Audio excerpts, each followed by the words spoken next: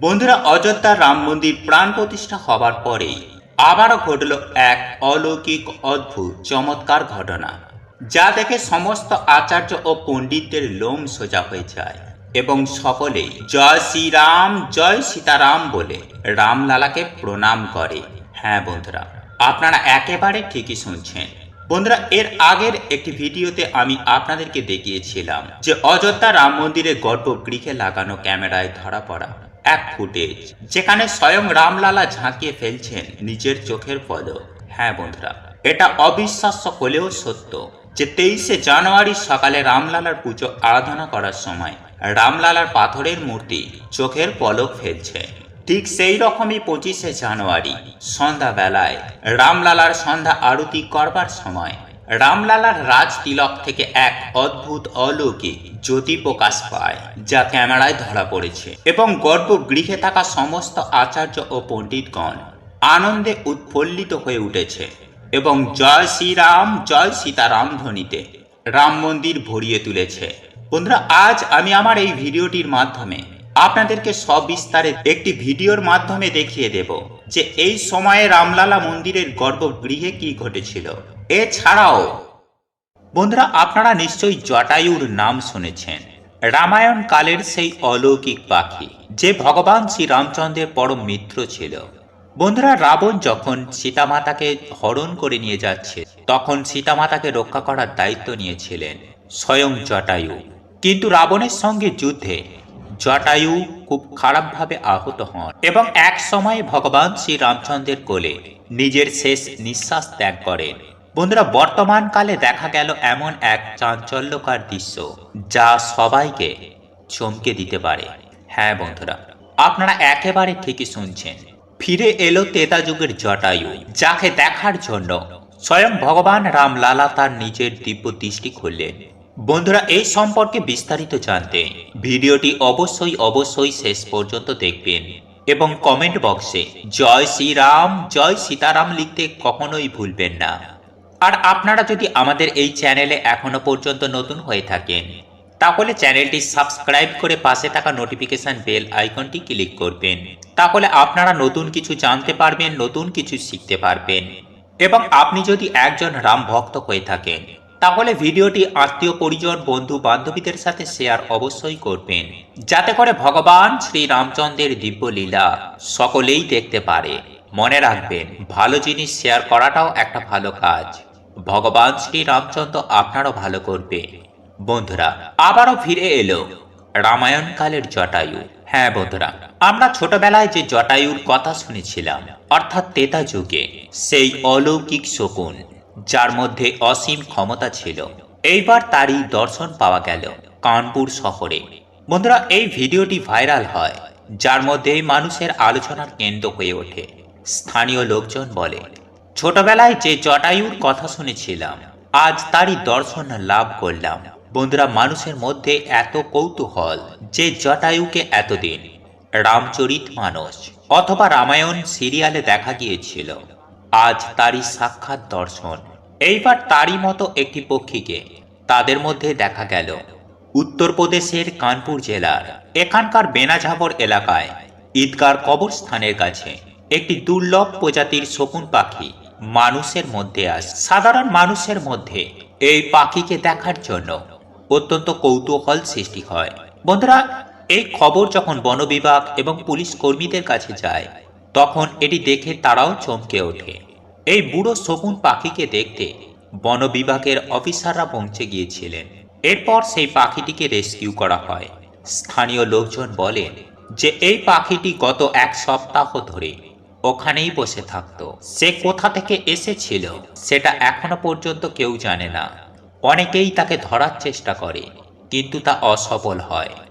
কিন্তু সেই দিন আচমকাই পাখিটি নিচে পড়ে যায়, যেমন জটায়ু নিচে পড়ে গিয়েছিল।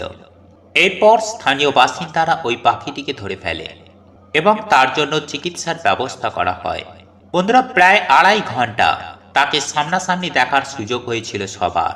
বহু প্রচলিত কথা যে ভারতবর্ষে খুব বেশি শকুন দেখা যায় না, আর এই হিমালয়ান প্রজাতির শকুন তো দুর্লভ বলাই চলে। তাই এই পাখিকে দেখতে পেয়ে অনেকেই চিন্তায় পড়ে যান, কিন্তু স্থানীয় বাসিন্দারা এই ঘটনাটি দেখে খুব খুশি, কারণ তারা ভেবেছিলেন যে ভারতে এই রকম কোনো পাখি নেই, যে এই রকম দুর্লভ পাখি তাদের এলাকায় চলে এসেছে। তা দেখে সবাই খুবই আনন্দিত।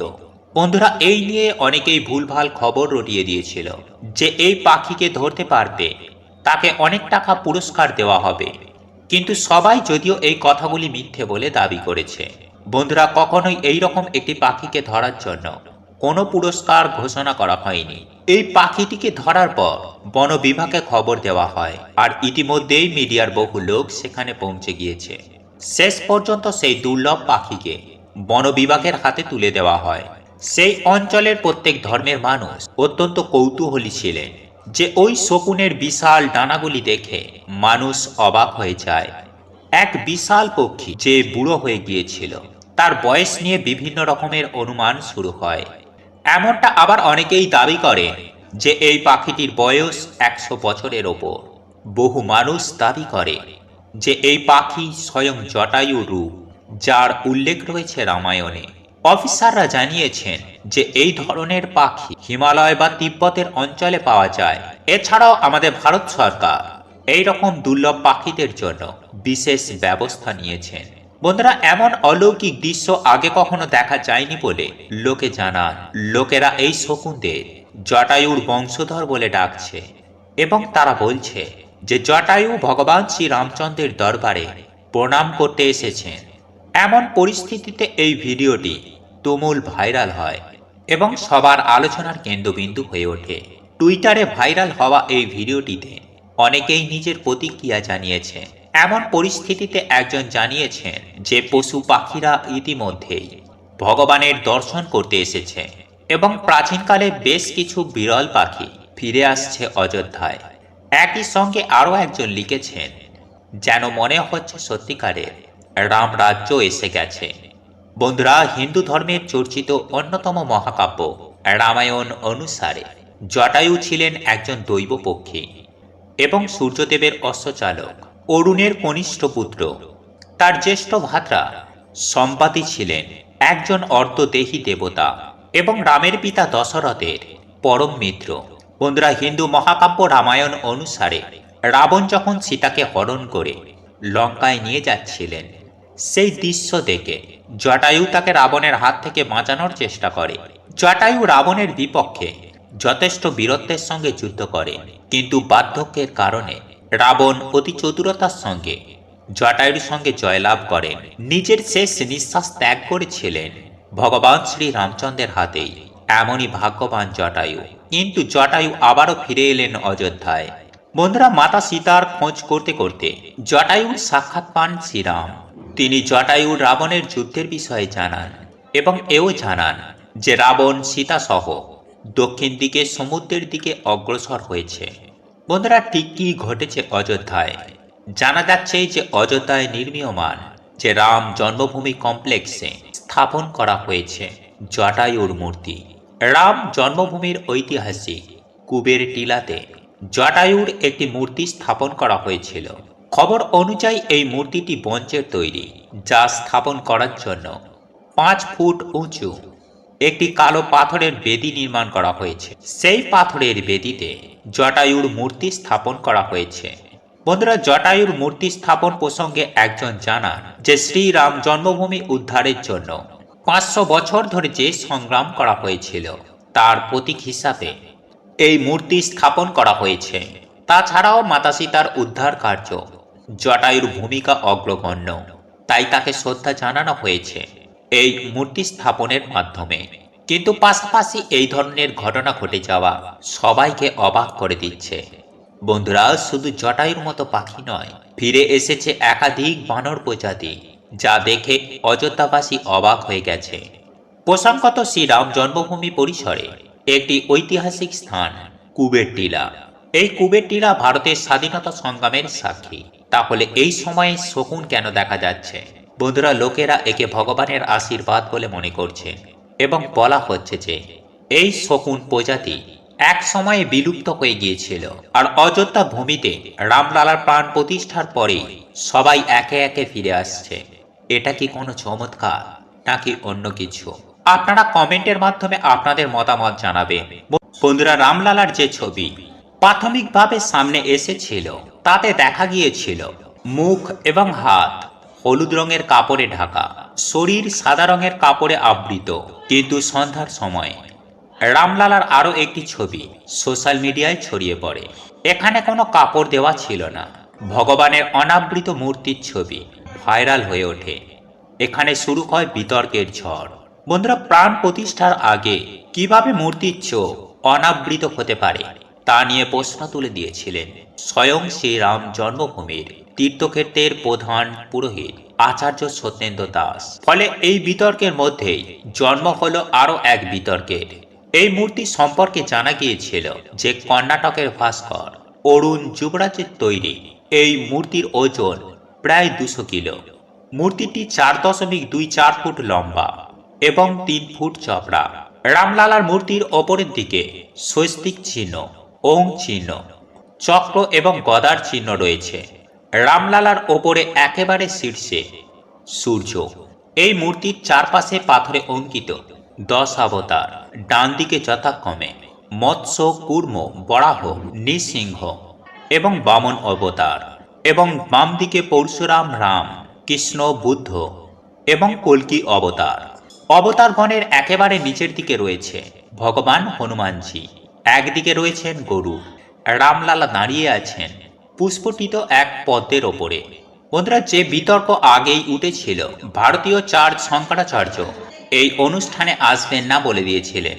এর কারণ জিজ্ঞাসা করা হলে তারা বলেন যে মন্দির পুরোপুরি প্রতিষ্ঠা না করে কিভাবে মূর্তির প্রাণ প্রতিষ্ঠা হতে পারে, এটা কোনোদিনই সম্ভব নয়। অথচ রাম মন্দিরের গর্ভগৃহে মূল ফটকের সামনে আনা হয় রামলালার মূর্তিকে এবং গর্ভগৃহে আসনে বসানো হয়। দেখা গিয়েছিল মূর্তির সামনে হাত জোর করে দাঁড়িয়ে আছেন নির্মাণ কাজের সাথে জড়িত শ্রমিকরা। 4 ঘন্টারও বেশি সময় লাগে রামের এই মূর্তিটি গর্ভগৃহের আসনে বসাতে। রামলালার বিগ্রহের আবরণ উন্মোচন হয়নি, তখন পর্যন্ত ঢাকা অবস্থাতেই ছিল এই মূর্তি। নিয়ম অনুযায়ী মন্ত্র উচ্চারণের মাধ্যমে রামলালার মূর্তি গর্ভগৃহে স্থাপন করা হয়। মূর্তি প্রকাশ্যে এলেও তার চোখে হলুদ কাপড় দিয়ে বাঁধা ছিল এবং প্রাণ প্রতিষ্ঠার পরে এই কাপড় খোলা হবে, এমনটাই জানা গিয়েছিল। বন্ধুরা, ধর্মীয় ধারণা অনুযায়ী যখন কোনো ভক্ত তার ইষ্ট দেবতার দর্শন করে তখন সবার আগে দেবতার চোখে দেখে। বন্ধুরা, চোখ সমস্ত শক্তির উৎস, এমনটাই মনে করা হয়। এই চোখ থেকেই ভক্ত ও দেবতার আবেগের আদান প্রদান হয়ে থাকে। এ কারণেই কৃষ্ণের বাঁকাবিহারী মন্দিরে কিছুক্ষণ অন্তর পর্দা দিয়ে ঢেকে দেওয়া হয় বলেই মনে করা হয়, যাতে কোনো ভক্ত সরাসরি ভগবান শ্রীকৃষ্ণের সঙ্গে দৃষ্টি স্থাপন না করতে পারে। বন্ধুরা, দেবমূর্তির সব থেকে গুরুত্বপূর্ণ অংশ হল এই চোখ। প্রাণ প্রতিষ্ঠা না হওয়া পর্যন্ত মূর্তির চোখ খোলা হয় না। বন্ধুরা, বিভিন্ন বিতর্কের মাঝে গত 22শে জানুয়ারি রাম মন্দিরে প্রাণ প্রতিষ্ঠা হয়ে গেছে। আর রামলালার প্রাণ প্রতিষ্ঠার পরে 23শে জানুয়ারি ভগবানের চোখের পলক খোলার দৃশ্য আপনাদেরকে এর আগের ভিডিওতে দেখিয়েছি। এবং আপনি কি জানেন যে গতকাল 25শে জানুয়ারি সন্ধ্যাবেলায় রামলালার সন্ধ্যা আরতি করার সময় রামলালার রাজ তিলক থেকে আচমকাই এক অদ্ভুত অলৌকিক জ্যোতি প্রকাশ পায়, যা দেখে রাম মন্দিরের গর্ভগৃহে থাকা সমস্ত আচার্য ও পণ্ডিতগণ জয় শ্রীরাম, জয় সীতারাম বলে রামলালাকে প্রণাম করে। বন্ধুরা, এই অলৌকিক অদ্ভুত দৃশ্য যেসব আচার্য ও পণ্ডিতগণ দেখেছে তাদের মতে এটি অত্যন্ত শুভ সংকেত, কারণ এই মূর্তি কোনো সাধারণ মূর্তি নয়। এই মূর্তির মধ্যে স্বয়ং রামলালা বিরাজমান। এছাড়াও বিভিন্ন আচার্য ও পণ্ডিতগণের মতে রামলালার এই রাজ তিলকের জ্যোতি দেখা মাত্রই রামলালার যে সব ভক্ত তার নিজের মনস্কামনা প্রভুকে জানাবে, সেই সব ভক্তের মনস্কামনা মনোবাসনা সুনিশ্চিতভাবে পূর্ণ হয়ে যাবে। তাই বন্ধুরা, আপনারাও যখন এই অলৌকিক অদ্ভুত দৃশ্যটি দেখবেন তখন প্রভু রামচন্দ্রের নাম স্মরণ করে নিজের মনস্কামনা মনোবাসনা বলবেন। দেখবেন আপনাদের সব মনস্কামনা মনোবাসনা সুনিশ্চিতভাবে পূর্ণ হয়ে যাবে প্রভু রামের আশীর্বাদে।